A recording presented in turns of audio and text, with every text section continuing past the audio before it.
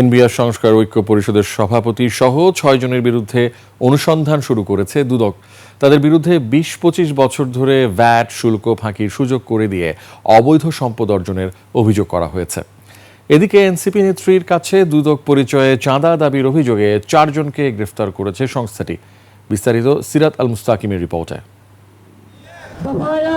Super fresh fortified soybean তেল, শুরু হোক হেলদি লাইফের জার্নি।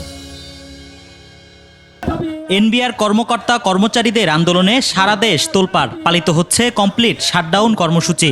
সরকারের পক্ষ থেকে দেয়া হয়েছে কঠোরভাবে দমনের হুঁশিয়ারি। এমন প্রেক্ষাপটে এনবিআর সংস্কার ঐক্য পরিষদের সভাপতি অতিরিক্ত কমিশনার হাসান তারেক রিকাবদার, এনবিআরের সদস্য AKM বদিউল আলম সহ ৬ কর্মকর্তার বিরুদ্ধে অনুসন্ধান শুরু করেছে দুদক। অবশ্য দুদকের দাবি, আন্দোলনের সাথে অনুসন্ধানের কোনো সম্পৃক্ততা নেই। আমরা যে সুনির্দিষ্ট অভিযোগ আমাদের কাছে এসেছে তার প্রেক্ষিতেই অনুসন্ধানের সিদ্ধান্ত গ্রহণ করা হয়েছে। যে এই ৬ জনের তা এসেছে, আরও যাদের সম্পৃক্ততা পাওয়া যায় সবারটাই অনুসন্ধানকালে নিশ্চয়ই আমাদের অনুসন্ধান দল সেই বিষয়গুলো বিবেচনা করবেন।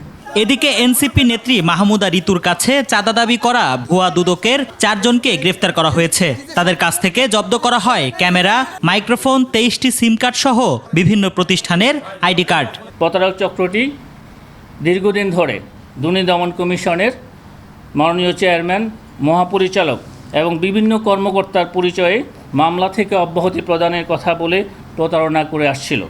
দুদকের নামে কেউ চাঁদা দাবি করলে 106-এ ফোন করার আহ্বান জানান মহাপরিচালক।